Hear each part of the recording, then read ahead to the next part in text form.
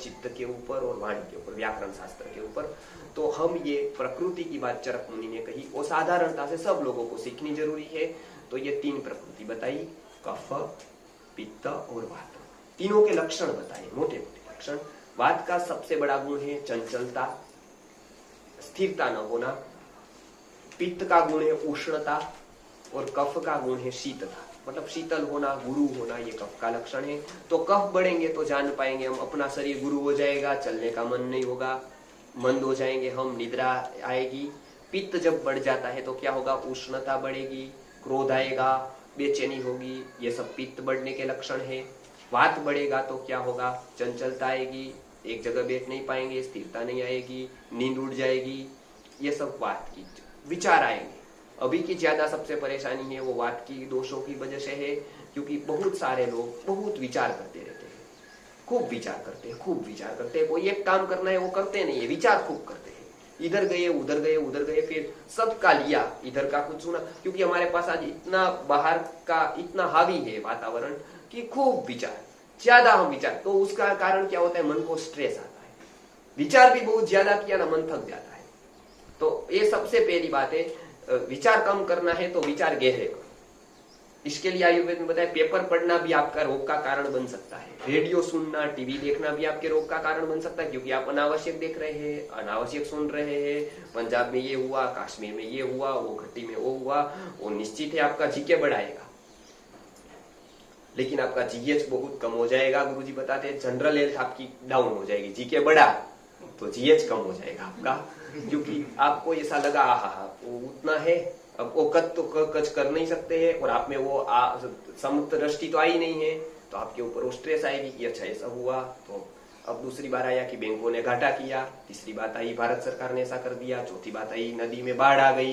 तो आपका मन, एक तो घर पे ही इतनी समस्याएं हमारे ऑलरेडी है ही, घर पे पति पत्नी में ही इतना झगड़ा है, बार बार हम झगड़ते रहते हैं, सास के साथ तो बनती नहीं है बहू की, बहू को सास के साथ नहीं बन रही है, दोनों के बीच में सैंडविच पति हो रहा है, अब इतनी सारी समस्या है।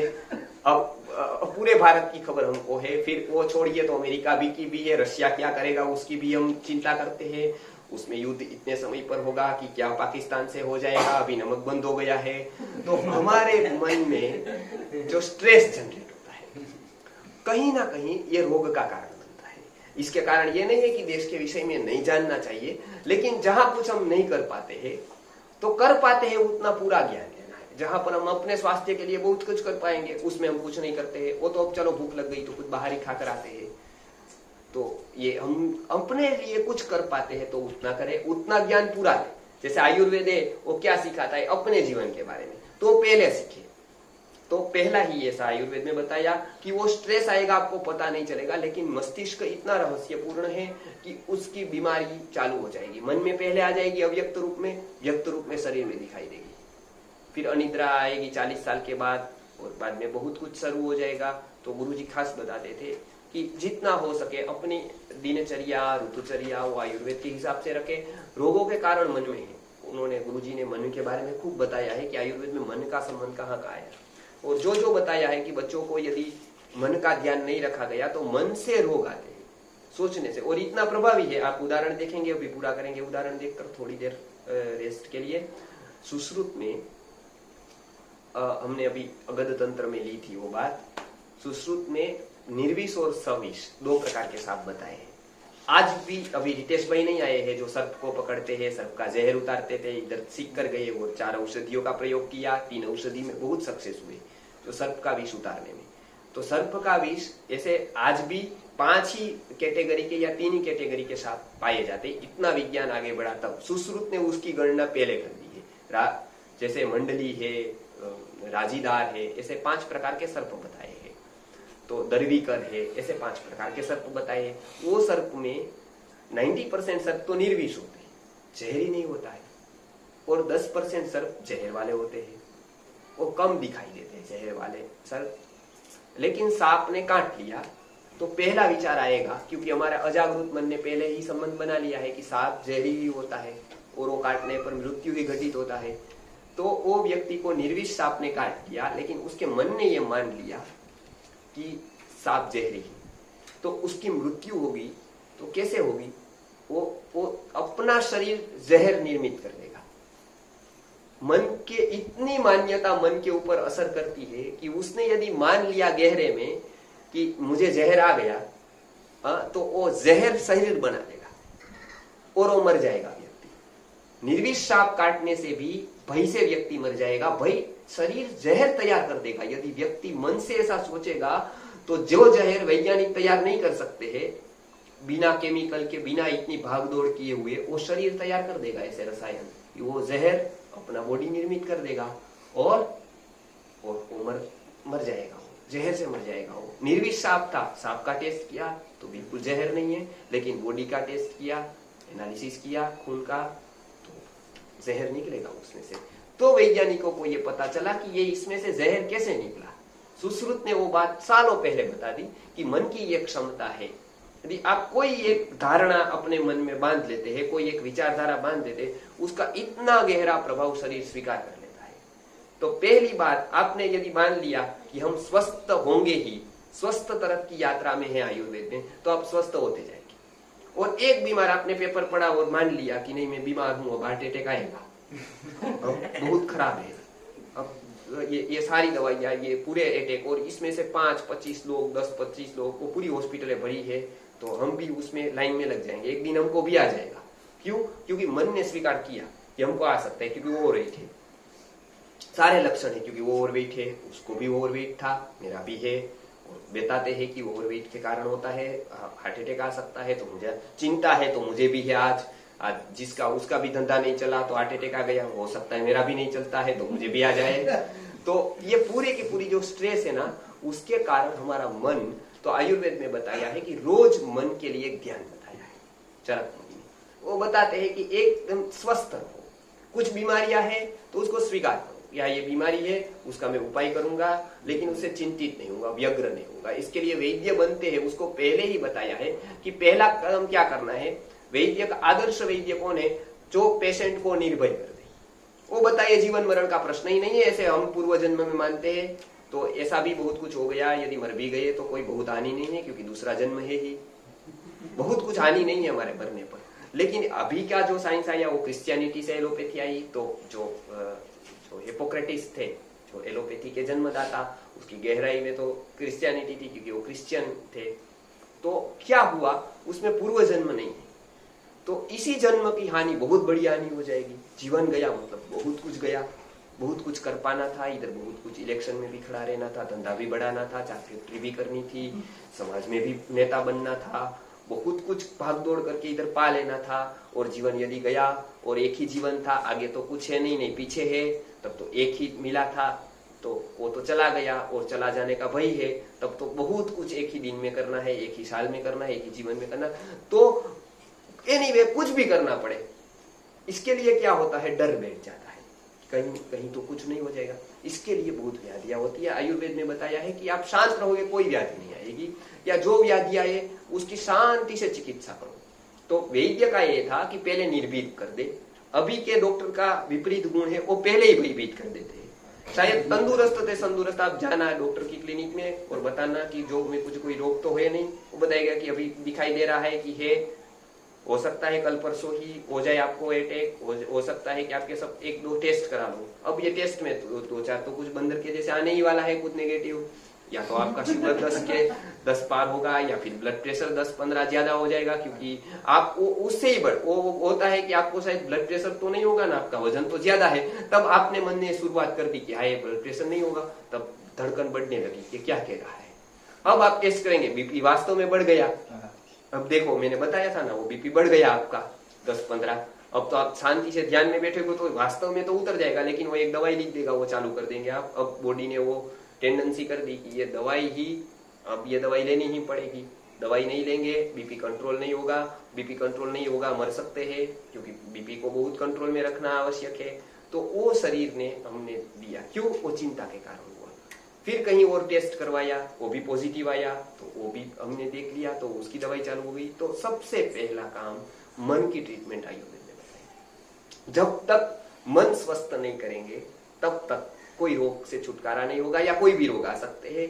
तो इसके लिए आयुर्वेद ने कुछ उपाय बताए कि सुबह जल्दी उठो, ब्राह्मण मुहूर्त में उठो, जीवन शैली ऐसी रखो कि स्ट्रेस ना आए, बाहर कितना भी काम हो, कितना भी काम करते हो, मन उससे अलिप्त रहे, मन को स्ट्रेस ना आए, मन पे चिंता ना आए, ठीक है हो जाएगा। इसके लिए आयुर्वेद में अध्यात्म का बहुत जोड़ है। एकमात्र पथी ऐसी है जो अध्यात्म को बहुत महत्व देती है। अध्यात्म के बिना आयुर्वेद अधूरा है, आयुर्वेद के बिना अध्यात्म अधूरा है, ऐसा गुरुजी बताते थे कि जो दोनों विषयों को बहुत सूक्ष्मता से जानते थे। आपने उनके गीता के प्रवचन देखे होंगे, इतनी सूक्ष्म व्याख्याएं करते थे, लेकिन वो दोनों का मेल है।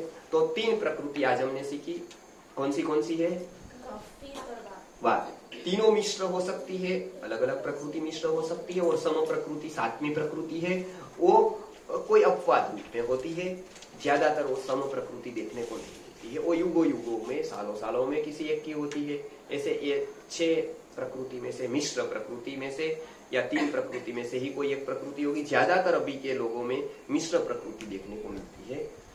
तो हम उसको अपने आप को जानेंगे, बच्चे को जानेंगे तो कौन सी प्रकृति है, तो उसका आहार विहार कैसा होना चाहिए, क्या नहीं देना चाहिए, क्या देना चाहिए, वो सीखेंगे। तो ये एक प्रकृति परीक्षण सबसे पहला आयुर्वेद का पड़ाव है, वो जानना आवश्यक है। उसके लिए चिंतन आवश्यक है, उसके लिए हमको थोड़ा पढ़ना आवश्यक है, और हम यहाँ से बताएंगे आपको कौन से पुस्तक पढ़ना है। अब गर्भ विज्ञान की बात आती है कि वो प्रकृति निर्मित कब और कैसे होती है, उसके लिए क्या क्या फैक्टर्स है, जैसे वो प्रकृति बनती कैसे है, ऐसे ही बन जाती है या कोई फैक्टर से, तब उसमें आता है कि वो गर्भ उसमें बहुत बड़ा रोल करता है। गर्भ की स्थिति, माता की प्रकृति, पिता की प्रकृति, गर्भावस्था के समय का, जब गर्भ रहता है तब का वातावरण, वो बहुत ही इसमें रोल करता है। सारे के सारे रोग अभी वैज्ञानिकों ने देख लिया है कि ब्लूप्रिंट हमारी बन जाती है बच्चों की जब वो गर्भावस्था का समय होता है, गर्भ के काल होता है, तभी वो कुछ बन जाता है उसमें। तो रोगों की संभावना या रोगों कौन से रोग होंगे, उसकी सारी टेंडेंसी उस समय घटित हो जाती है, वो समय सारी परिस्थिति निर्मित हो जाती है। इसके लिए आयुर्वेद ने बताया कि स्वस्थ यदि हमारा जीवन रहे तो गर्भ से ही उसका प्लान करो। अभी हमारा चला गया कोई बात नहीं, लेकिन गर्भ के समय पर जो व्यक्ति पूर्ण स्वस्थ रह सकता है वो स्वस्थ संतति को जन्म दे पाता है। गर्भ के समय बहुत ध्यान रखना है। तो गर्भावस्था का सबसे प्रथम चरण है कि वो समय पर यदि गर्भ में ही बच्चा स्वस्थ हो तो आगे जाकर वो शरीर से, मन से बहुत कुछ स्वस्थ हो सकता है। इसके लिए आयुर्वेद ने ये बात बताई कि गर्भ वो प्रथम चरण है प्रकृति निर्माण का। प्रकृति का निर्माण वहां होता है, गर्भ में होता है। तो इसका हम अभी देखते जाएंगे, एक एक विषय खूब बहुत गंभीर है, और वो प्रकृति का निर्माण कैसे होता है ये हम ले जाएंगे। जीवात्मा भी आता है। तो सबसे पहला आयुर्वेद का फंडामेंटल समझ ले, ताकि हमको कभी किसी को कहना है तो पता चले, हम खुद समझ पाए। पहला ये है कि आज के वैज्ञानिकों की मान्यता तब तक आई थी कि पहले शरीर होता है और आत्मा उसमें बाद में आती है। पहले तो सोल का कुछ पता ही नहीं था, तो फिर आत्मा का जैसे जैसे अस्तित्व के प्रमाण मिलते गए, ऐसे ऐसे इंग्लिश में शब्द आया सोल। 16वीं सदी के पूर्व में यह शब्द इंग्लिश में नहीं मिलता था, सोल शब्द जो आत्मा का वाचक है। उसके दृष्टि से कुछ ऐसे तत्व को मानते हैं जो दिखाई नहीं देता है, विजिबल नहीं है, वो जो दिखाई नहीं देता है, ऐसे तत्वों को पहले मानते नहीं थे। लेकिन बाद में, जैसे माइंड भी शब्द पहले नहीं था क्योंकि मन को भी मानते नहीं थे, फिर माइंड का कंसेप्ट आया, फिर अजागृत मन का, सबकॉन्शियस, कॉन्शियस, अनकॉन्शियस माइंड का कंसेप्ट आया, उसके बाद सोल मतलब आत्मा का कंसेप्ट आया। तो वो क्या करते हैं, वो कहते हैं कि पहले गर्भ में शरीर बन जाता है, 2-3 महीने के बाद वहां आत्मा आती है। इसके लिए वो एबर्सन में भी ऐसा ही बताते हैं कि 2 महीने के में निकाल दो तो कोई तकलीफ नहीं, जीव नहीं होता है। और हम भी ऐसा मानने लगे कि जीव नहीं होता है 2 महीने तक, तो 2 महीने तक जीव नहीं होता है तो प्रगति कैसे हुई। सांख्य दर्शन जो चरक मुनि चरक संहिता में बार बार उद्धृत करते हैं, वो सांख्य का बेस लेकर आगे चलते हैं। उनका कहना ये है, या आयुर्वेद के सारे ग्रंथकार या धर्मशास्त्र के सारे संप्रदाय ने जिन्होंने वेदांत के ग्रंथ लिखे, उनका एक ही कहना हुआ कि पहला जीवात्मा आ जाता है, वो शरीर अपना निर्माण करता है। कोई भी बैठे बैठा बॉडी किसी का भी नहीं लेता, नहीं तो मुर्दा में ही आ जाता सीधा। तैयार बॉडी थी, वो सीधा प्रवेश कर जाता, मुर्दा फिर जिंदा हो जाता। जैसे एक व्यक्ति ने मकान खाली किया, दूसरे ने ले लिया, रेडीमेड मकान में रहने आ गया, वो तुरंत सब कुछ तैयार है, स्ट्रक्चर बढ़िया है वो। तो ऐसे ही जीवात्मा आ जाता। कोई मर गया है नवयुवान, कोई लड़का मर गया, फीवर आ गया, अब वो खाली है थोड़े दिन, तो एक जीवात्मा आया, उससे बैठे बैठा 15 साल का हो गया सीधा। गर्भ में आने की क्या जरूरत है, इतनी भाग दौड़ क्यों चाहिए? लेकिन जीवात्मा का ऐसा स्वभाव नहीं है कि वो सीधी बॉडी में आए, इसके लिए उसको खुद का चाहिए, खुद निर्माण करेगा वो। तो इसके लिए गर्भ में सबसे पहले शरीर नहीं आता है। शरीर निर्माण नहीं हो सकता है जब तक जीवात्मा नहीं आएगा। जीवात्मा जैसा चाहेगा ऐसा शरीर, जैसा उसको परिस्थिति मिलेगी, संसाधन मिलेंगे, ऐसी इंद्रिया, वो खुद तैयार करता है। वो गर्भ में रहकर खूब सूक्ष्मता से करता है, इसके लिए हमको कुछ पता ही नहीं चला। डॉक्टर क्या हो रहा है वो बता सकता है, कुछ तैयार नहीं कर पाता है। अभी ते साइंस को तो ये भी पता नहीं है कि उसके अनुरूप और प्रतिकूल क्या है। वो केवल 2-3 तत्व उन्होंने शोधे, जैसे फोलिक एसिड है, जैसे कैल्शियम है, लेकिन वो तो सालों पहले आयुर्वेद में ये तत्व तो खूब ऊपर ऊपर के तत्व है। वो तो आयुर्वेद में सालों पहले जो औषध योजना की, उसमें सारे कंटेंट आप देखेंगे जो गर्भ पोषक की चीजों में, तो उसमें कैल्शियम निकलेगा, उसमें फोलिक एसिड निकलेगा, शतावरी में है। अब ऋषि मुनि को एक कैसे पता चल गया कि फोलिक एसिड इसमें है, इसके लिए शतावरी इस समय देनी चाहिए? लेकिन उसको पता चल गया किसी भी रूप से, बिना लैब के, बिना टेस्ट किए हुए, उनको अंतर्ज्ञान हो गया इतना, वो सब पता चल गया क्या ये है। तो गर्भ पोषक जितनी भी औषधियां बताई उसमें सारे कंटेंट आ गए। हमने तो, गुरुजी ने तो खूब उसके ऊपर शोध की और एक कंटेंट के ऊपर हमने बात की। ये गर्भावस्था में सेवन, इवन डॉक्टरों को कुछ पता नहीं था, आयुर्वेद डॉक्टरों को, तो उन्होंने खुल किया कि हमने तो ये बात कभी जानी नहीं थी। जो गुरुजी ने बताया कि सारी औषधियां एक तरफ रख दो, गर्भ की जितनी भी बताई बातें, वो अथर्ववेद में एक मंत्र आया है, उसके ऊपर गुरुजी ने भाष्य देखा, उसके ऊपर देखा कि कमल बीज जो है, जिसको कमल ककड़ी कहते हैं, जो छोटी छोटी आती है, कल उसको बताएंगे हम, वो श्रेष्ठ गर्भ पोषक है। गर्भावस्था में वो ली जाए तो प्रायः कोई दवाई की जरूरत नहीं रहेगी, या कोई आयुर्वेदिक औषधि ले तो बहुत अच्छा है, लेकिन कमल बीज अवश्य ले। तो कमल बीज आपको पता है, कल दिखाएंगे, इतनी बहुत सस्ती है, किराना की दुकान पर मिलती है, सब जगह उपलब्ध है। तो सीधा ही आप उसको लेंगे गर्भावस्था में, तो गर्भ पोषक श्रेष्ठ गर्भ पोषक है। और कुछ बात ऐसी बताइए कि गर्भावस्था में नहीं लेनी है, कुछ लेनी है, उसकी कल बात हम करने ही वाले हैं, एक पर। लेकिन कोई बातें है बहुत छोटी छोटी है, लेकिन वो जानेंगे हम यदि, तो उसका बहुत ही बड़ा प्रभाव हमारे जीवन पर है। किसी को बताएंगे तो छोटी छोटी बातें पता नहीं होती है और हानि कितनी हो जाती है। जैसे अंध होते हैं, अब अभी मैं अंतिम बात करके पूर्ण करता हूँ। गुरुजी का प्रवचन एक बार रखा अंधजन मंडल में, ब्लाइंड एसोसिएशन में, तो गुरुजी ने उनको पूछा, जैसे उन्होंने सब लोगों को बुलाया था, आध्यात्मिक सभी लीडर को, आध्यात्मिक लीडर आए थे, सभी अपने अपने महात्मा आए थे। उन्होंने तो गीता की बात बताई, भागवत की बात बताई, अलग अलग लोगों ने बताई। गुरुजी का तो एक बहुत बड़ी प्रज्ञा, बहुत सूक्ष्म ये थी कि वो प्रसंग के अनुसार उसका प्रवचन था। गीता में तो उनका जोड़ नहीं थी, लेकिन तो भी प्रसंग था, अंधों के सामने बोलना है, तो उन्होंने, सबको लगता था कि गीता के ऊपर बोलेंगे, मुझे भी ऐसा था, कुछ बताएंगे, कुछ करुणा की बात करेंगे, लेकिन उन्होंने बताया तो लुई ब्रेल के ऊपर, और वो उनका प्रवचन 2.5 घंटे चला लुई ब्रेल के ऊपर, कि लुई ब्रेल ने कैसे ये पद्धति शोधी, कब वो मर गया 43 ईयर्स में। वो उनका कंसेप्ट 100 साल तक किसी ने काम नहीं किया। 100 साल के एक बाद व्यक्ति आया, उसी ने लुई ब्रेल की ब्रेल लिपि को फिर से जागरूक किया और पूरी दुनिया में पहुंचा दिया। एक व्यक्ति ने काम किया, उसके बाद 80 साल कुछ नहीं हुआ। 80 साल के बाद फिर इतना बीज था तो इतना व्यापक हो गया कि अंधों के तो वो मसीहा कहे जाते हैं। लुई ब्रेल, ब्रेल लिपि नाम दिया उसको ब्रेल। लेकिन 80 साल तक एक व्यक्ति ने कुछ थोड़े क्लास लिए, कुछ संख्या नहीं बनी, जाते जाते वो मर गया 43 ईयर्स में, बहुत जवान, मतलब जब उसका कार्य करने का या कुदरत ने नहीं चाहा होगा तो वो मर गया। लेकिन उसने जो कार्य किया वो कुदरत को बहुत पता था कि इधर इसने कार्य किया, उसके अनुसार एक व्यक्ति उसको मिल गया। उसने जाना कि इसमें बहुत दम है, तो उसने फिर 80 साल के बाद उसको इतना प्रचार किया। तो गुरुजी ने ये बात बताई, वो तो संस्था चलाने वाले को भी पता नहीं थी जो इसी लाइन में है। गुरुजी ने बताया कि आज भारत में कितने अंध हैं, तो उसने बताया कि करीब करीब उस समय 70 लाख ऑफिशियली, अनऑफिशियली अलग, गिने नहीं है ऐसे बहुत है, वो उसको पता ही नहीं है कि नहीं है।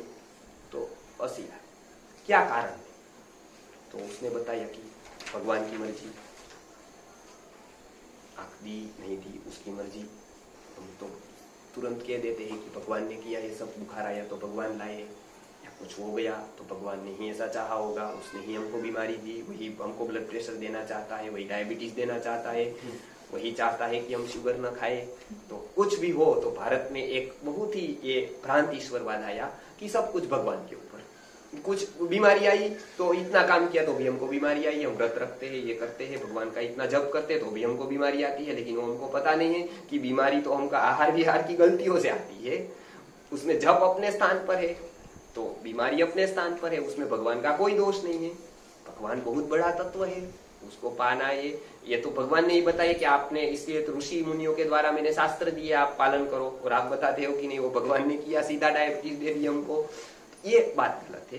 तो बताया कि भगवान देते, देखो कितना ये है अब, लेकिन पता नहीं है। तो गुरुजी ने बताया कि आपको इसका कुछ पता नहीं है, शास्त्रों का, अध्यात्म का कोई बोध नहीं है, भगवान इसमें कुछ नहीं करता है, वो तो आहार विहार के दोषों से होता है। तो बताया कि वो ठीक है, लेकिन वो तो कोई कोई लोगों को तो नहीं होता है, कोई कोई को होता है। वो बोले वो ठीक है, देव भी कारण है। तो गुरुजी ने एक लिस्ट दी उसको कि इतनी इतनी यदि गलती होगी गर्भ में तो ये अंध होंगे, आप सारे पेरेंट्स को बुला लो, इसको पूछो। गुरुजी ने जितना लिखा था उतना उन्होंने बताया कि आपने ये किया गर्भ में, ये तो 95% यही निकले सबका। क्या जो गुरुजी ने पहले ही लिखे थे कि ये किया होगा तो बच्चा अंध हो जाएगा आपका, और उसने किया था, किसी ने शिक्षा ही नहीं दी, किसी ने बताया ही नहीं उसको। तो गुरुजी ने बताया कि ये साइंस है पूरा, इसमें आपका कोई दोष नहीं, उसका भी कोई दोष नहीं, बस ज्ञान नहीं लिया, उसका कोई किसी ने बताया ही नहीं, किसी ने ये बात की जिक्र ही नहीं किया कि वो अंध क्यों होता है। गुरुजी ने तो वो बोले कि तो क्या होता था पहले? तो गुरुजी ने बताया कि आप पूरी रामायण देख लो, पूरी पढ़ लो, उसके ऊपर पूरा डॉक्यूमेंटेशन है, पूरा इतिहास है, उसमें कितने लोग अंध हैं उसको तो कुछ पता नहीं था, तो भी मोटा मोटा कितने हैं वो बोले पता नहीं है। गुरुजी ने बताया उसमें 2 अंध मिलेंगे आपको, श्रवण के माता पिता ही अंध है, बाकी कोई अंध नहीं है, बाकी कोई अंध नहीं। कितनी बड़ी पॉपुलेशन, कितना बड़ा राज्य, और एक राट सम्राट, आज का तो अफगान भी आ गया, ईरान भी आ गया, उस समय का भारत बहुत बड़ा राज्य, और उसमें एक भी अंध नहीं, मतलब 2 ही अंध, वो भी कुछ विकृति से हुए, बोले 2 ही अंध थे, सालों पहले 2 ही अंध, इतना बड़ा राज्य और 2 ही अंध, और कोई अंध ही नहीं।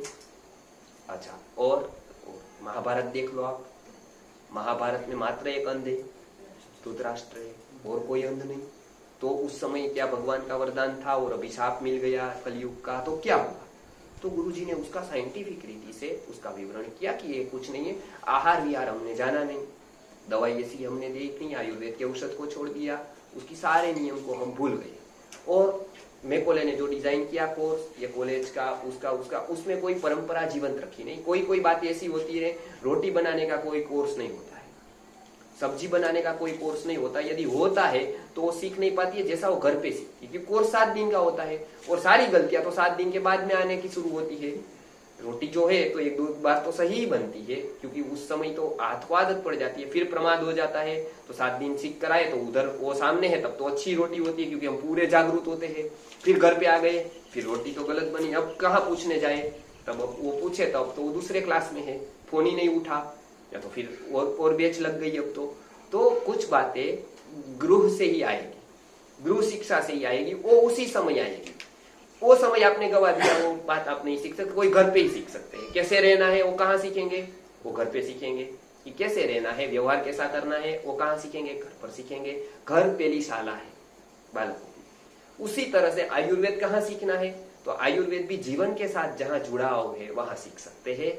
तो ऐसी व्यवस्था थी। अब तो कॉलेज की कैंटीन में होते हैं, आयुर्वेद के चरक के सूत्र पढ़ते हैं, जबकि संस्कृत में कुछ पता नहीं है। फिर थोड़ा समय आता है, फिर एक थोड़ा विशेष होती है जामनगर यूनिवर्सिटी में, तो थोड़ा होता है कि भूख लगी, आमलेट ही खाकर आते हैं थोड़ा, सब लड़कियां लड़के। अभी हम गए थे जामनगर यूनिवर्सिटी में, सारे लाइन पर लगे थे आमलेट खाने के लिए। हमने बताया कि चरक में तो सदाचार का वर्णन किया है, बहुत कुछ बताया है, ये तो तामस है। बोले वो पढ़ना बात अलग है, पेशेंट को बताना अलग है, अपना खाने का तो अपने रीत से होना चाहिए ना, हम तो बीमार है।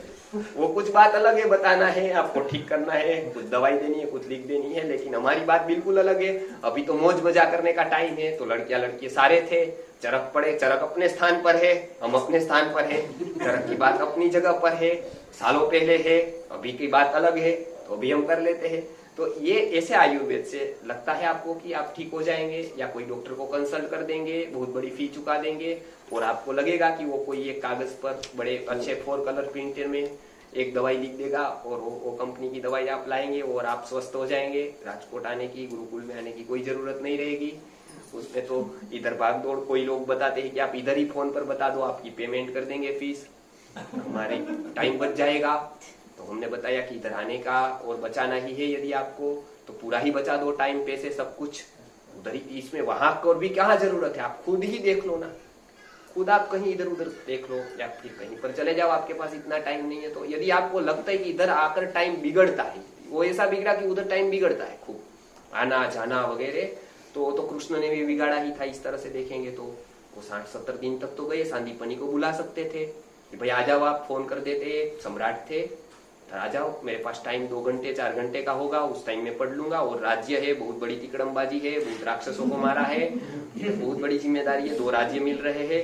तो सांदीपनी को तो फोन करके बुलाया नहीं उन्होंने, तो सम्राट थे, बुला सकते थे, बाध्य कर सकते थे, आश्रम का परिसर उनके ही अंडर में आता था, बुला सकते थे कि आ जाओ, अब तो मैं सम्राट हो गया हूँ, आप बताना, मैं पढ़ता जाऊंगा सब कुछ और मैं ज्ञान ले लूंगा। नहीं, वो वहां गए, लकड़े छाने, रोज रसोई की, सब कुछ किया, जबकि इतने सम्राट होते हुए।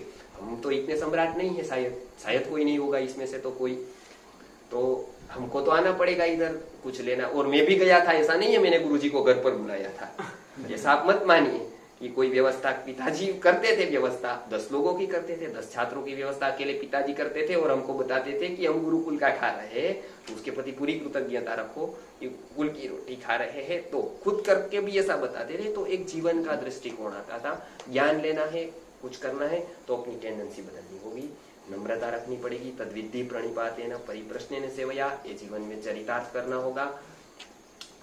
गुरुजी ने अंतिम वाक्य बताए, वो पूरा करता हूँ। आयुर्वेद सीखना है, गुरुजी बताते थे कि मुझे, और सही में ये बात है कि थोड़ी व्यवस्था यदि होती, थोड़े लोग उसमें, हमको जीवन भर ये दुख रहा कि गुरुजी के इतना बोध होने पर, इतना ज्ञान होने पर योग्य लोग उस तक पहुंच नहीं पाए, व्यवस्था के अभाव में।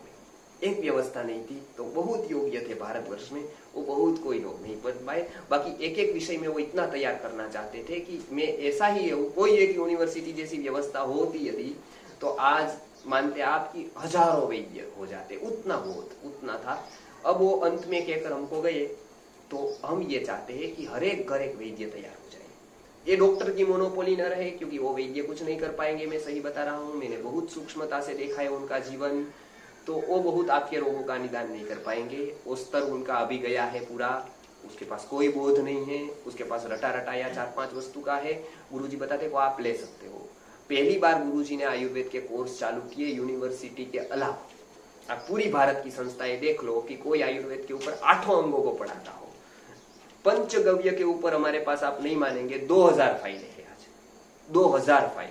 दूध का वर्णन कहाँ आया है तो हम कुछ भी बताएंगे तो हम डॉक्यूमेंट के साथ बताएंगे कि चरक ने दूध के बारे में ये बताया, सुश्रुत ने ये बताया, वाग्भट ने ये बताया, चक्रदत्त ने ये बताया, माधव ने ये बताया, भाव मिश्र जी ने ये बताया।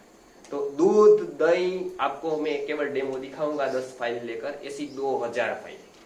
तो सोचो, दूध के बारे में एक आध्यात्मिक व्यक्ति इतना जानता है तो और तो बात अलग है।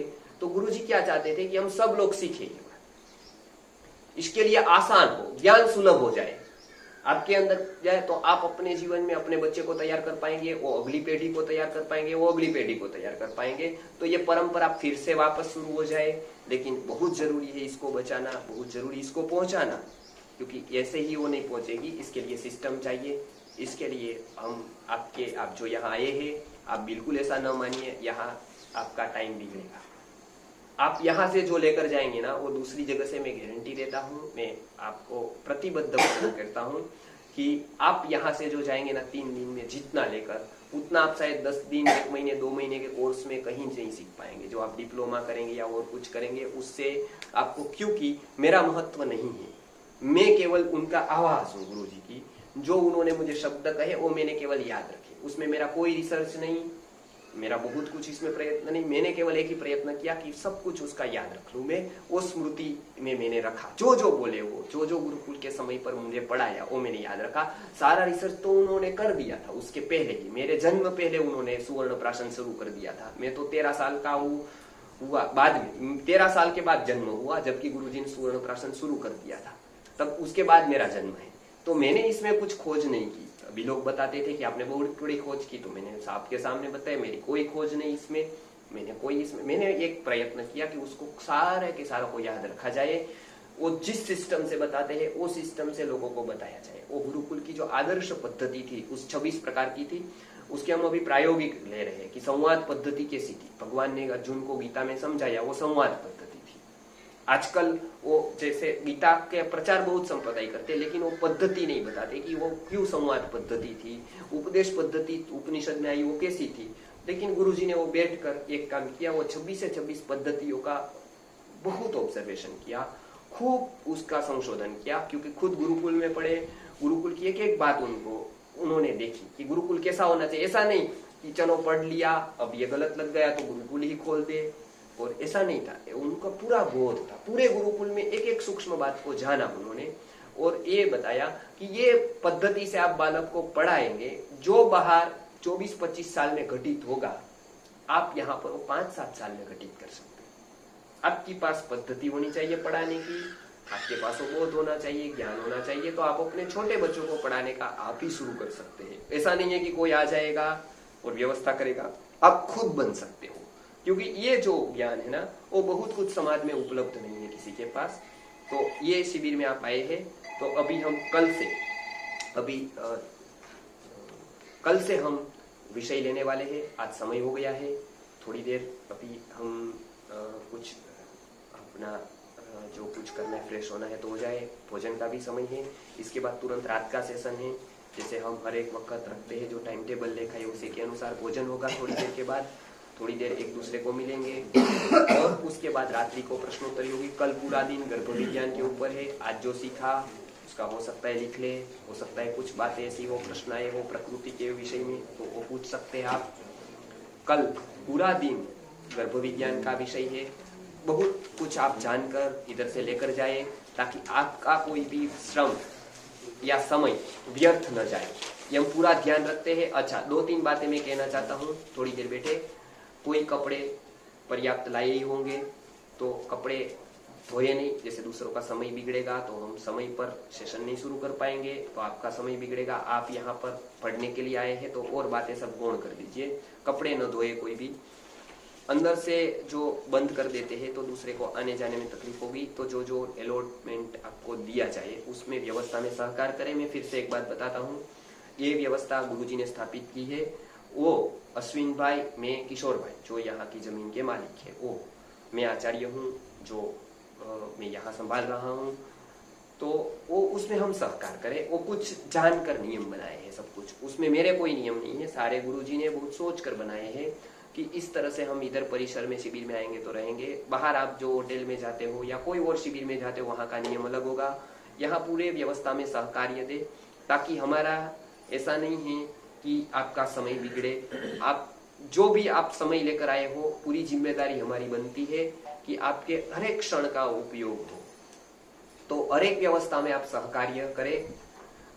बस 2-3 दिन की बात है, और हम तो चाहते हैं आप हमसे हमेशा जुड़े। आगे वाले कोर्स भी अभी बहुत कुछ गुरुजी ने जो बताया है उसके बारे में अंशु दीदी जी पूरा डॉक्यूमेंटेशन कर रही है। सर्टिफिकेट के भी बहुत सारी बातें चल रही है, डिप्लोमा इत्यादि की, उसमें भी मिल जाए तो आपका एक जो प्रेस्टीज है समाज में, उसके कारण भी कुछ रुकावट आती है, तो सामने से लोग हमको कह रहे हैं कि आप ये ले लो, तो कोई हानि नहीं है। तो आगे आप ज्ञान में बढ़ते जाए। इस बार कुछ और कारण से और कुछ कार्यक्रम थे तो हमारे बहुत कार्यकर्ता नहीं आ पाए हैं। 5-10 तो और जगह पे हमने ही प्रोग्राम में भेजा है अलग अलग लोगों को प्रचार करने के लिए, इसके लिए वो नहीं आ पाए हैं। नहीं तो संख्या तो हमारी 50 तक होती है, इस बार कम है, लेकिन एक अवसर है कि इस बार हम मिल सकते हैं। बहुत बार ऐसा होता है कि 70-80 लोग, इसकी पिछली बार की शिविर में तो 80 लोग 70 लोग हो गए थे शायद, तो हम मिल नहीं पाया करते थे। गुरुजी का ये कहना है कि जो भी हो, ये कोई फॉर्मल क्लासेस नहीं है, ये ऐसा नहीं है कि हम फीस लेते हैं आपसे और फिर आपको एक सर्टिफिकेट दे देते हैं और हमारा संबंध पूरा हो जाता है। हम चाहते हैं ये संबंध हमारा गुरुकुल शिक्षा का है, वो व्यवस्था का है, दूसरे कोर्स अलग है, उसका मतलब होता है कि वो कागज दे दे। हमारा है कि आपके जीवन में कुछ परिवर्तन लाए, गुरुकुल शिक्षा को कुछ जाने, उसका महत्व जाने और अपने बच्चों में वो किस तरह से लाए, हर एक बच्चे में वो किस तरह से भविष्य का गुरुकुल बने, या वो बच्चा भविष्य में एक अच्छी समाज को राह दिखा पाए, एक दृष्टि दे पाए, वही हमारा लक्ष्य है। और आगे वाले समाज में सबसे ज्यादा जरूरी रहेगा लीडर। कॉमन मैन का अभी कोई रोल नहीं रह गया है। कॉमन मैन जो कॉमन बातें करते हैं उससे समाज में कोई परिवर्तन नहीं आने वाला है। आ देगा तो ऊपर ऊपर का आएगा, कहीं पर सूक्ष्मता नहीं आएगी। वो कुछ 200 श्लोक संस्कृत के सीख लेंगे, वो मानने लगेंगे कि हमने बहुत कुछ पढ़ लिया है, बहुत कुछ, लाखों लोग बदल गए हैं। ऐसे बदले नहीं है। सत्व का आविर्भाव की जरूरत होगी। तो जरूरी गुरुजी ने उस समय बता दिया था कि प्रचार खूब अच्छा हो रहा है, सभी संप्रदाय कर रहे हैं, संख्या बढ़ाने का काम, और वो अच्छा ही है। उसके समय विचार तो जा रहा है। आगे जाकर एक समय ऐसा आएगा, अब समाज को लीडर की जरूरत रहेगी। अब ऐसे वैसी व्यक्ति को समाज मानेगा नहीं। बात तो करेंगे तो मानेगा नहीं, उसको प्रमाण चाहिए, डॉक्यूमेंट चाहिए, लॉजिक चाहिए। अब कौन देगा वो? तो गुरुजी ने बताया कि वो उस समय गुरुकुल काम करेगा। उस समय पर ऐसे बालकों को तैयार करेगा कि वो हर एक वस्तु का लॉजिक दे पाए, हर एक वस्तु को वो समाज के सामने उस तरह से रख पाए कि हाँ, समाज ऐसा है, वैज्ञानिक हो, डॉक्टर हो, उसके सामने वो अपनी बात रख पाए तर्क से। तो ये गुरुकुल अभी कार्य कर रहा है, जो हमारा संस्कृति आर्य गुरुकुलम गुरुजी ने जो स्थापित की संस्था। बहुत सारे कार्य चल रहे हैं। सुवर्ण प्राशन के तो आपको पता है, अभी तो शायद 1000 सीखने सेंटर है, वहां पे हम निःशुल्क देते ही ये सुवर्ण प्राशन का कार्य खूब अच्छा चल रहा है। उस समय जो गुरुजी ने सोचा, तो आज अभी हमारे पर बहुत बड़े डॉक्टरों के फोन आ रहे हैं इसके रिजल्ट देखकर कि आप WHO से मान्यता ले ले। वहां से खूब बहुत सारे लोगों के ऐसे फोन आ रहे हैं कि आप ये अद्भुत औषधि का आप कुछ करें ऐसा। हम गुरुजी के नॉर्म्स को पूरी की पूरी उसकी जो मर्यादा है उसको जानते हैं, इसके लिए हम वही काम कर रहे हैं।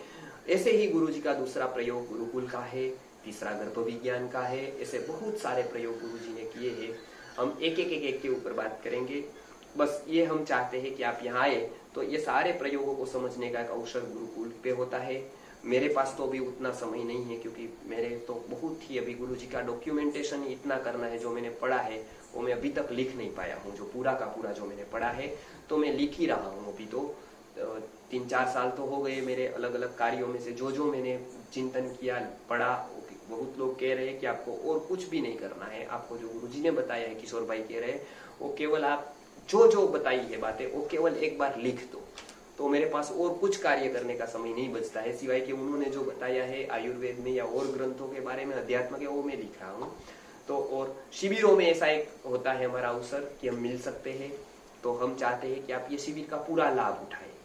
जो यहाँ बताया जाए वो अमूल्य होता है, वो क्योंकि गुरुजी ने वो बताया है। तो हम चाहते हैं कि आप उसका लाभ ले, पूरा समय का उपयोग करें। मैं भी इसी तरह से एक शिविर से ही जुड़ा था गुरुजी से और यहाँ तक आया।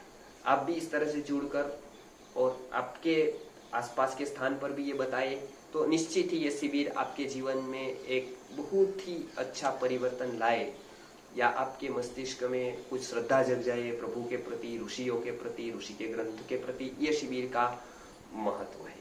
और आप कुछ भी करते हो ये गुरुकुल संस्था से, उससे कोई लेना देना नहीं है। वो अच्छा ही काम होगा। आप कोई संप्रदाय में जा रहे हो, आप कहीं जुड़े हो, कोई और संस्था से जुड़े हो, हमारा काम गुरुकुल शिक्षा को बहुत अच्छी तरह से आगे बढ़ाने का है। और ये अनिवार्य है। उसके बिना एक भी संप्रदाय, एक भी संस्था टिकेगी नहीं, उसका कोई भविष्य नहीं होगा। आज चाहे कितनी भी संख्या हो, वो या तो विकृत हो जाएगा या नष्ट हो जाएगा, दो ही भविष्य होगा उसका। गुरुकुल शिक्षा से ही वो टिक पाएगा, उसके आप रिजल्ट देख पाओगे। तो अपने बच्चे को भी घर पे कुछ शुरू करे, आयुर्वेद के हिसाब से उसकी जीवनचर्या रखे, तो बहुत सारे मस्तिष्क के या शरीर के रोगों से बचाएंगे। गर्भ विज्ञान जाने, ताकि गर्भ ही हमारा ऐसा चाहो। और ये सब करने के बाद ये संस्था का कोई स्वार्थ कभी नहीं रहा है। मैं भी अपनी एक गुरु दक्षिणा जो निश्चित की है हमारे ट्रस्टी लोगों ने, वो लेता हूँ मैं यहाँ गई, वहीं पर मैं गुजारा करता हूँ, मेरी और पत्नी का। बाकी सब ट्रस्ट का एक अकाउंट है, उसमें कुछ जमा होती है राशि, वो ट्रस्ट में जगह लेने का, ये सब बंधवाने का, यहाँ का खर्च, यहाँ का स्टाफ, वो सब इसी ट्रस्ट के अकाउंट से मैनेज होता है। मेरे जो गुरुजी ने निश्चित की है उतनी ही मैं राशि लेता हूँ, उतनी राशि में मैं ही अपना घर चलाता हूँ। जो लोगों ने निश्चित किया है दूसरे वस्तुएं, वो किशोर भाई जैसे लोग हैं, जो हमारे ट्रस्टी है और लोग हैं, वो सब ये लोग संभालते हैं सब पूरा कार्य। तो ये संस्था का कभी कोई स्वार्थ नहीं रहा है। हम चाहते हम कि हमारे जिंदा होते हुए ऐसा कोई विकृत न हो, ये संस्था का बात की पता नहीं, लेकिन ये संस्था ये चाहती है कि ये पूरा गुरुकुल की जो सिस्टम है वो यथावत पुनः स्थापित हो। चाहे कोई भी प्रयत्न किसी भी तरह से करता हो, उसकी हम अनुमोदना करते हैं और आप लोग कुछ सीख कर जाए और हमारी और कुछ काम कर सके। गुरुजी का उन्होंने जो रिसर्च करके जो बताया है, सुवर्ण प्राशन केंद्र कर सके, गर्भ विज्ञान का केंद्र कर सके और कुछ कर पाए तो बहुत बड़ी समाज की सेवा होगी और वो एडिशनल होगा जो आप कर रहे हैं उसमें। इसके लिए आप सीख कर यहाँ से जाए, ज्यादा से ज्यादा इसका ले। कभी भी मैं तैयार होता हूँ, आप कभी भी आएंगे, प्रश्न होंगे, कुछ पढ़ना चाहेंगे, संस्कृत की शिविरें होंगी, अभी संस्कृत के उच्चारण की होगी, आप कभी भी इधर सीख पाते हैं, कभी भी आप सीखने आ सकते हैं। ये गुरुकुल इसके लिए तो गुरुजी ने स्थापित किया है, उसमें नहीं कोई फीस होती है, नहीं कोई मिलने का चार्ज होता है, नहीं कोई फॉर्मेलिटीज होती है। गुरुजी ने जो बताया है सहज। कहीं मेरे व्याख्यान होते हैं, अभी अगली बार वर्धा में है दिसंबर में, फिर उसके बाद बंगाल में है, उसके बाद अलग अलग जगह पर होगा, उसका भी हम कोई भी चार्ज नहीं देते समाज में। केवल जाने आने का व्यवस्था जो करती है वो मेरे यानी कि ये संस्था को न देना पड़े, इसके लिए हम केवल इतना ही करते हैं। जाने आने का कोई खर्च दे तो वही स्वीकार्य होता है और कोई हमको अपेक्षा नहीं होती है यह ज्ञान के लिए। क्योंकि ये आप जानेंगे कि हमारे ऋषि मुनियों ने कितना प्रयत्न करके बचाया है, रात रात जग कर उन्होंने ग्रंथ लिखे हैं और इसका यदि नाश हो जाएगा तो कहीं ना कहीं जिम्मेदार हम होंगे, हम ही उसके जिम्मेदार होंगे और कोई नहीं होगा। के लिए वो एक भाव रखे इधर आने के बाद कि इतना सारा ग्रंथ जो ऋषि मुनियों ने लिखे उसकी बहुत मेहनत है, एक ग्रंथ लिखने के पीछे उनकी साल हो गए हैं, तो उनका रक्षण करना हमारी जिम्मेदारी आती है। अध्यात्म के हो, आयुर्वेद के हो, कोई भी एंगल के, कोई भी आयाम के ग्रंथ हो, तो हम ये ग्रंथों का रक्षण पढ़कर कर पाएंगे सबसे अच्छी तरह से, हमारे बच्चों को पढ़ाकर कर पाएंगे और हम आगे उसको ले जाएंगे। तो ये थोड़े हम उसके ऊपर श्रद्धा निर्मित करें। अपनी जो ग्रंथ राशि है केवल देखने में नहीं, समझकर, सोचकर, पढ़कर हम उसका पूजन करें। तो ये मैं अभी इतनी बातें थी, अभी हम भोजन के लिए जाएंगे, उसके बाद विनोद गोष्ठी भी होगी। तो ये संस्था के कार्यों को समझेंगे, थोड़ी देर लगेगी आपको, लेकिन धीरे धीरे समझते जाएंगे कि ये कितने सालों से कैसा कार्य हो रहा है। इसका प्रचार नहीं है बहुत कुछ, क्योंकि इसके नोम से अलग अलग कि इसका कहाँ प्रचार करना, कैसे करना, उसके गुरुजी ने कुछ लिख गए हैं और बहुत कुछ ये संस्था के अलग अलग आयाम हैं, उसको समझेंगे। कार्य करना न करना, सेवा करना, वो आपके ऊपर रहेगा, लेकिन हमारा केवल कर्तव्य रहेगा कि ये एक यूनिक गुरुकुल को बचाने वाली भारत में बहुत कम संस्थाओं में से एक है जिसके पास गुरुकुल पद्धति का इतना डॉक्यूमेंटेशन है। आप देखेंगे मेरी YouTube के 10 घंटे के वीडियो है गुरुकुल शिक्षा के ऊपर, सबसे ज्यादा गुरुकुल शिक्षक, और वो मेरे एक भी शब्द मेरा नहीं है उसमें, गुरुजी ने जो मैंने सुना है वही मैंने बेंगलोर के प्रोग्राम में 3 दिन तक बताया था, 10 घंटे तक, 3 घंटे के वीडियो है। वो गुरुकुल आदि से लेकर अंत तक कैसा था, हेमचंद्राचार्य गुरुकुल की स्थापना हुई, उसमें मैंने बहुत कुछ डॉक्यूमेंटेशन करके उनको दिया था। उसके बाद और लोगों ने, जैन संप्रदाय ने स्थापना की, उसमें भी दिया है। आर्य समाज भी बहुत बार आते हैं, उनके जो संत वगैरह होते हैं वो भी ले जाते हैं इधर से। तो गुरुजी का एक बहुत ही यूनिक एक प्रदान रहा जिसके ऊपर शायद नोबेल मिल सकता है यदि ये लोग जाने तो, लेकिन ये लोग इस विषय पर नहीं देते हैं क्योंकि गुरुकुल तो खत्म करना था तो कैसे देंगे। लेकिन इतनी मेहनत इन्होंने की है, बच्चे को किस तरह से देखा जाए, किस तरह से उसकी परख की जाए, कैसे पढ़ाया जाए, बताने की पद्धति कौन सी होनी चाहिए और कम समय में ज्यादा कैसे, उसका आहार कैसा होना चाहिए, उसका विहार कैसा होना चाहिए, स्नान कब करना चाहिए, उठना कब चाहिए, कब छुट्टी होनी चाहिए गुरुकुल में, कब नहीं होनी चाहिए, इसका पूरा डॉक्यूमेंटेशन, पूरे के पूरे एक वस्तु को छोड़ा नहीं है गुरुकुल की। इतना उन्होंने पढ़कर ये कार्य किया, जो घंटों तक बैठे रहे। वो तो मैं अपनी सामने की बात है, ये सब भक्त उनको जानते हैं गुरुजी के तप को, कि इधर भी राजकोट में आते थे तो 8 घंटे तो केवल उनकी पढ़ाई होती थी उस समय पर, और अपने ग्रंथ दर्शन लिखते थे, चिंतन करते थे, और उसके बाद प्रवचन होता था तो 18 घंटे तक वो मिलते रहते थे बाद के समय पर। तो इतनी एनर्जी, इतनी ऊर्जा का उन्होंने उपयोग किया गुरुकुल के लिए, और भविष्य में बहुत कुछ बता दिया उन्होंने कि ये ऐसा ऐसा, तो हम सब ये जानेंगे तो हम घर पे क्या कर सकते हैं, और हमारे से जो भी जुड़े हैं वो आज एक तो मैं बताता हूँ, जिन्होंने गुरुजी के नियम का पालन किया है बीमारी गई है वहां से। आज मेरे से लेकर सभी के उदाहरण है कि बीमारी का हम एलोपैथी का कम से कम उपयोग, या तो मेरे जीवन में तो मैंने बहुत याद नहीं है कब किया है वो, लेकिन कम से कम करना पड़ता है या नहीं करना पड़ता है। सभी कोई स्वस्थ रहता है, बालक स्वस्थ रहते हैं, कोई इधर परेशानी नहीं होती है, तो जीवनचर्या ऐसी ढालेंगे तो बच्चे मन से शरीर से स्वस्थ होंगे। तो हम ये जानते जाएंगे और नए नए विषय सीखते जाएंगे। इतना कहकर अभी हम पूर्ण करते हैं। उसकी भोजन के बाद फिर से विनोद गोष्ठी के लिए आएंगे। धन्यवाद।